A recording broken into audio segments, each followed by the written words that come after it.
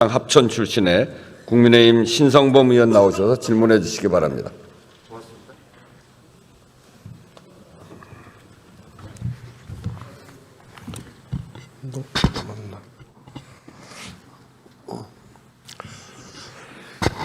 존경하는 국민 여러분, 우원식 의장님과 선배 동료 의원 여러분, 김민석 국무총리님과 국무위원 여러분, 경남 산청암 양거창 합천 출신 국민의힘 신성범 의원입니다. 총리께 여쭙겠습니다. 어떻게 돌아가는 거지? 연일 고생이 많으시네.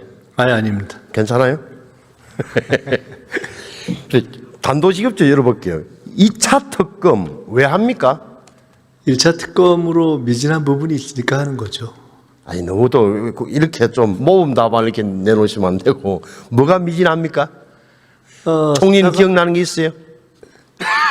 제 개인적인 만약에 의견을 그러니까 개인적인 의견은 뭐든 저는 사실 처음부터 이 내란 관련 특검을 할 때 우리가 이름이 알려진 장성급 또는 지휘관급들에 대한 수사를 넘어서 실제로 지난 개업 내란이 이루어질 때 기획과 준비에 아니 이게 현역 의원 시절에 무슨 제보를 받으신지 몰라도 국회 국정감사 그다음에 경찰 검찰 또한 특검의 수사 심지어는 헌법재판소 과정에서도 새로운 사실은 드러난 게 없잖아요. 다시 말해서 어떤 과정에서 한덕수 총리를 비롯한 당시 고위공직자들의 비겁함이나 우유부단함은 증명될지 몰라도 적어도 윤석열, 김용현 두 사람 외에 특별하게 드러난 게 있나요?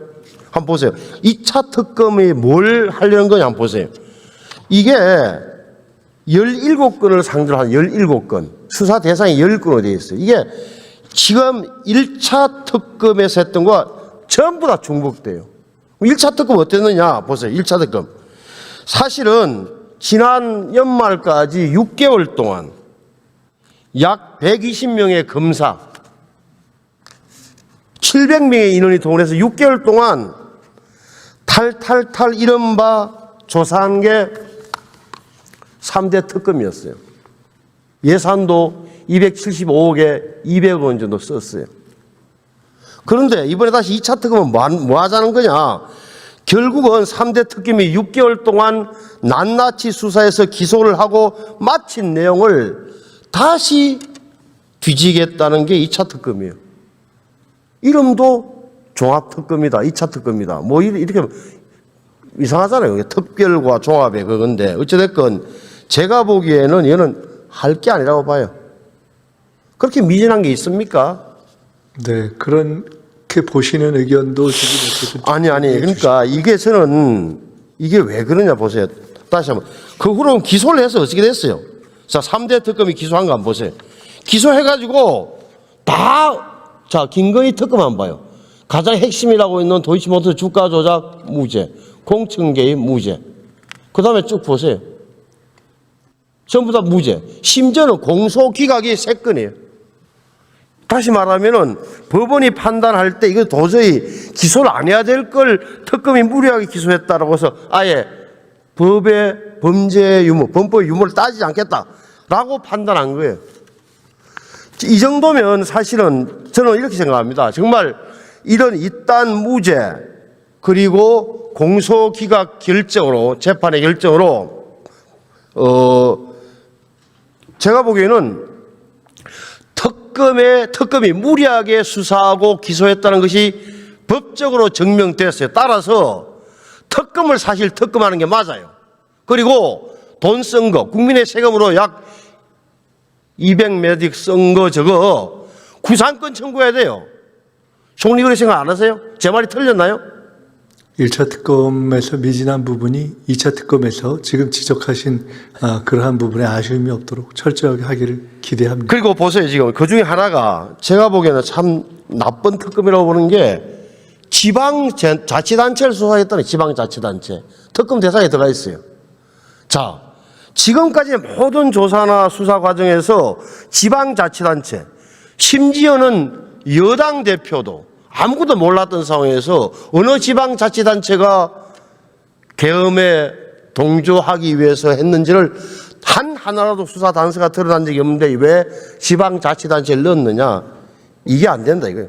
지방선거를 겨냥한 정략적 특검이다 라고 제 눈에는 확 보이는 거예요. 그러니까 비상계엄 전국을 내년 지방선거까지 계속 이어가는 그런 정략에 불과하다.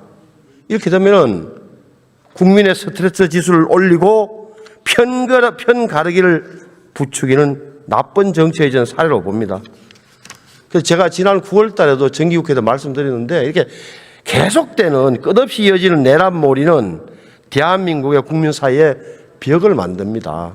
이 대목을 총리께서 잘 좀 봐주시기 바랍니다. 이번에 혹시 사나이 다카이치 보셨죠? 승리한 거. 일본. 네네. 바빠서 못 보셨나? 아, 이번에 일본. 그 오셨을 때 말씀입니까? 아니 그렇게 저 승리를 어떻게 보셨냐고요. 아, 승리를. 예. 그냥 뭐 개인적인 느낌을 말씀드린다면 국제정세의 변화가 특히 일본에 있어서는 주변의 강국, 특히나 중국과의 관계 등등을 보면서 강한 일본을 원하는 그러한 것이 반영된 것이 아닌가. 예, 저는 그렇게 봤습니다. 역시 또 총리님 말씀도 맞는데 저는 사실은 우리가 사실은 사석에서도 일본 정치를 뭐 2급이다. 우리가 정치를 낫다고 판단하는 게 많은데 사실 일본 정치의 복원이고 어떻게 보면 굉장히 소극적이고 침체되어 있던 일본이 어떻게 보면 일어난다 그럴까? 유신의 기운으로 확 차오르는 거예요. 이게 중요한데 뭐. 그래서 여기서 사실 정치의 힘, 정치 지도자의 힘이라는 게 이런 부분을 느끼게 된단 말이에요. 중요한 거잖아요. 한 여성이 어찌됐건 강하고 풍요로운 일본 열도라는 구호를 내걸고 우리가 다시 한번 일어서자는 국가적 에너지를 모으는 과정. 그래서 총리님께 말씀드리니 이게 큰 정치인 거예요. 큰 정치. 아니, 한때 우리 민주화 운동에 하셨던 총리께서 사실은 좀 크게 좀 보고 대통령도 그렇게 이야기를 해주세요. 그리고 이게 이미 다 드러났고 2월 19일이면 또 그 주범이 또 재판 결과가 나오는 판에 무슨 2차 특검이냔 말이에요. 역사적으로 보더라도 특검이 힘을 발휘한 역사가 대한민국 역사에서 조선시대 있어요. 당쟁, 옥사 이런 다 그때 아시는 대로 무슨 정치 사건이 터지면 대통령이 위관을 임명해서 추상같이 조사했는데 대부분의 경우 정치적 반대자들 다 쳐내는데 활용됐어요. 왜? 자기 권력을 늘리고 남이 권력의 진임을 막기 위해서 굉장히 심지어는 머리털을 뒤집어서 작은 흠결도 찾아내려 했다는 상처까지 찾아내려 했다는 기록이 남아있을 정도고 거기에 너무 당한 나머지 저희 고향을 비롯해서 남부지방에 가면 우리 할아버지가 절대 과거 보지 말라 그랬다. 관직에 나가지 말라 그랬다는 집안의 신조로 삼고 있는 몇몇 집안도 있어요. 우리 산청하면 그래서 합천에 가면.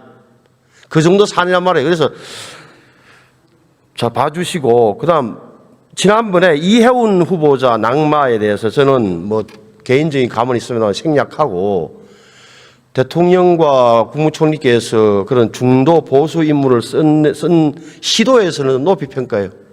정치적 의도가 있겠죠. 지방선거에 활용하고 싶고 할 텐데 그럼에도 불구하고 저는 그 담대한 제안에 의미가 있다고 평가하는 이 기조를 계속 유지하실 건가요? 대통령과 말씀을 해보셨나요?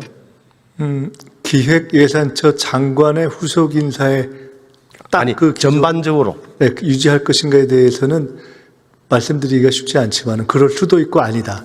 아니 전체 인사에 있어서는 말씀하신 중도 보수까지를 포용하는 함께하는 그런 대선 이후로의 기조를 유지할 것이다 이렇게 말씀드릴 수 있습니다. 그렇게 하기 위해서라도 사실은 이런 말도 안 되는 특검 논리는 이제 좀 접으시는 게 맞아요. 아니 통합하겠다면서 계속 과거를 파재끼는 과거에 집착하는 이런 걸로 누가 승복하고 명분을 갖고 도와줄 수 있겠습니까? 그렇지 않나요? 사실은 대통령님이나 저나 저희 정부는 아마 가장 지난 연말 정도까지 이 모든 것이 끝났으면 하는 바람을 가지고 있었어요. 그래요? 사람들 중에 하나가 아닐까 싶습니다. 네, 총님이 잘해 주시고 들어가 주시기 바랍니다. 들어가셔도 되고요. 정성호 장관님.